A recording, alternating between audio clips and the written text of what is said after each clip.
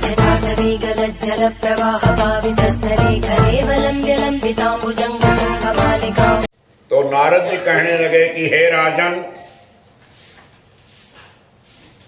राजन, अब मैं कार्तिक के व्रतों को नियम को संक्षेप में उद्यापन करता हूं। व्रत पूरा होने के फल भगवान विष्णु की प्रसन्नता के लिए कार्तिक उतरते की चांदनी 14 के दिन उद्यापन कर सकता है। तुलसी के ऊपर 4 द्वारों का मंडप बना करके तोरण बंदरवार बांधकर फूल और चमर से सजावे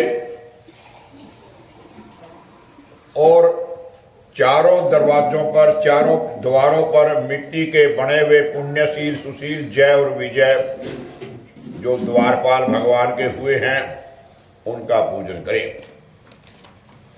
तुलसी के पास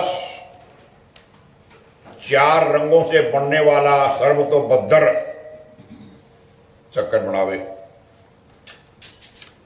इसके ऊपर पंचरत्न नारियल रख करके सुंदर कलश रखे, फिर वहां शंख चक्र गदा पद्मधारी से युक्त लक्ष्मी के साथ भगवान विष्णु की स्थापना करके पूजन करें। व्रती पुरुष मंडल में इंद्र आदि को पूजे। अरे द्वादशी को भगवान उठे गए थे, एकादशी को भगवान को प्रार्थना की थी, त्रयोदशी को देवताओं ने दर्शन दिए देवताओं को, और 14 को भगवान पूजे गए। उस दिन शांत स्वभाव सावधानी से उपवास करे, गुरु की आज्ञा प्राप्त करके भगवान कृष्ण की स्वर्ण की प्रतिमा का पूजन करके षोडशोपचार से पूजा करके। बहुत लोग कह देते हैं ये षोडशोपचार होता ही क्या है। ये 16 प्रकार की पूजा होती है, जैसे रोड़ी बोड़ी, चावल, पान, सुपारी, लौंग, इलायची, फूल, फल, धूप, दीप, ये 16 बन जाती हैं। से पूजा करके अनेक प्रकार के भोग भगवान को अर्पण करे।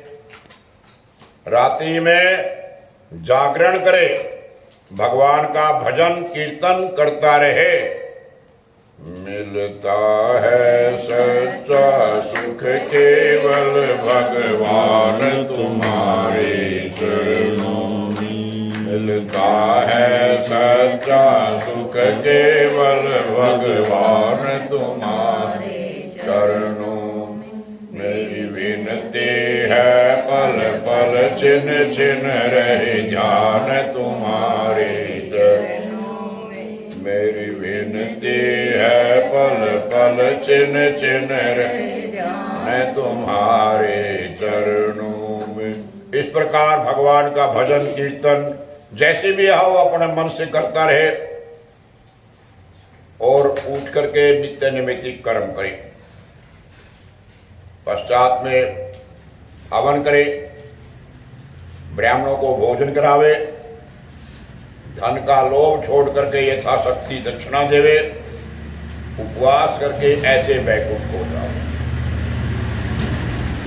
इस बैकुंठ 14 के महात्म को देवता और शेषनाग जी 100 वर्षों में भी नहीं कह सकते। जो भगवान चक्रपाणी के जागरण में भक्ति पूर्वक आंगन में गायन करते हैं, नृत्य करते हैं, भगवान का गुणगान गाते हैं, उनको हजारों गौओं के दान के करने का फल मिलता है। नटवर नागर नंदा भजोर मन गोविंदा। नटवर नागर नंदा भजोर मन गोविंदा। सावरे सूरत मुख चंदा भजोर मन गोविंदा।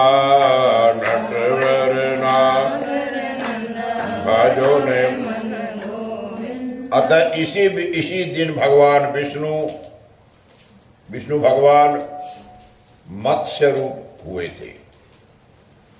इसलिए उनको प्रसन्नता करने के लिए इस तिथि में 14 में उन ब्राह्मणों को खीर आदि अन्न का भोजन करावे तथा आतो देवा आदि मंत्रों से तिल खीर का हवन करे। तत्पश्चात यथाशक्ति दक्षिणा दे, नमस्कार करे, जिसके करने से अक्षय फल मिलता है।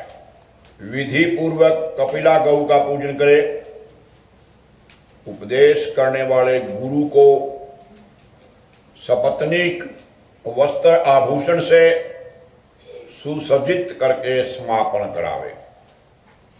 प्रार्थना मंत्र से आपकी प्रसन्नता से, हे भगवान मेरे 7 जन्म के पाप नष्ट हो जाएं, मेरे मनोरथ सफल हों, मरणोपरांत मुझे विष्णु लोक की प्राप्ति हो। ऐसे उन ब्राह्मणों से समापन करा करके प्रसन्नता पूर्वक पूजा की सामग्री को गौ के समेत गुरु को निवेदन करे। फिर अपने बांधवों के साथ स्वयं भोजन करे। कार्तिक और माघ की यही विधि है।